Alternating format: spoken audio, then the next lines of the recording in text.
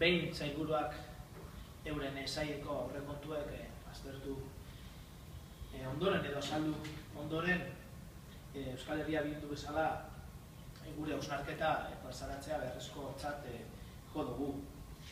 Pentsetan dugu, behin entzunda euren azalpenak posible dela beste era bateko aurrekontu batzuk edukitzea, posible dela eskubide sozialak bermatu, babestu eta babestu egiten duten aurrekontu batzuk edukitzea.